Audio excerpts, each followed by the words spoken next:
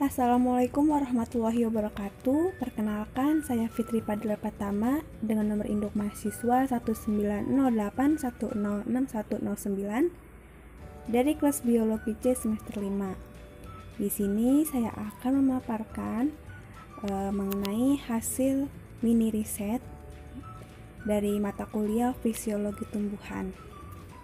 Judul mini riset yang saya ambil tentang pengaruh jenis media tanam biasa dan media tanam pupuk organik dan juga sekam terhadap pertumbuhan cabai merah. Dari abstrak berikut, merupakan pupuk organik ini adalah pupuk yang diproses dari limbah organik seperti kotoran hewan, sampah, sisa tanaman, serbuk gergaji kayu, lumpur aktif, yang kualitasnya tergantung dari proses atau tindakan yang diberikan. Kemudian variabel yang diamati itu berupa variabel pertumbuhan tinggi batang tanaman cabai. Tanaman cabai merupakan salah satu tanaman yang dibudidayakan di Indonesia dan sangat dikenal oleh masyarakat untuk dimanfaatkan sebagai salah satu bahan kebutuhan dapur seperti bumbu dapur dan juga pemberi rasa pada masakan dan makanan. Adapun tujuan dari penelitian ini yaitu untuk mengetahui pengaruh pemberian pupuk organik serta sekam dan yang tidak diberikan pupuk organik terhadap pertumbuhan tanaman cabai. Pada proses penelitian ini yaitu mengamati dua variabel, di antaranya tanaman cabai yang tidak diberi pupuk organik dan juga tanaman cabai yang diberi pupuk organik. Dalam penelitian ini diperoleh hasil bahwa pupuk organik dapat berpengaruh terhadap proses pertumbuhan tinggi tanaman cabai merah. Pertumbuhan yang ditambahkan dengan pupuk organik lebih cepat dibandingkan dengan pelakuan tanah biasa yang tidak ditambahkan dengan campuran pupuk organik.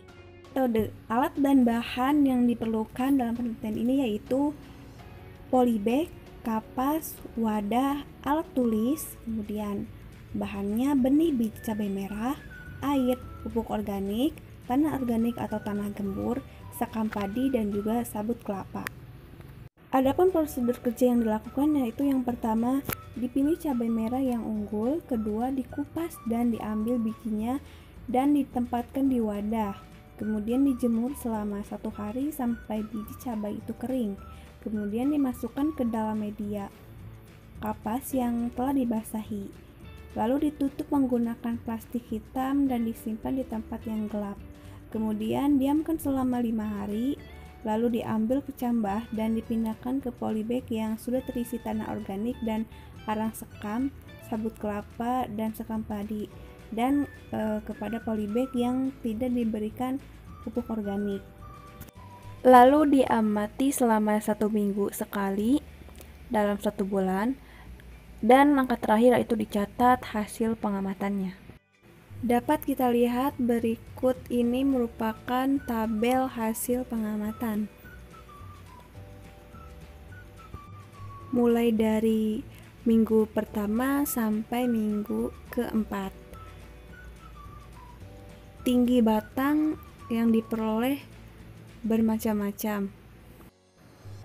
Kesimpulannya, berdasarkan hasil praktikum yang telah dilakukan, dapat ditarik kesimpulan bahwa pupuk organik dapat berpengaruh terhadap proses pertumbuhan tinggi tanaman cabai merah. Pertumbuhan yang ditambahkan dengan pupuk organik lebih cepat dibandingkan dengan perlakuan biasa yang tidak ditambahkan dengan campuran pupuk organik.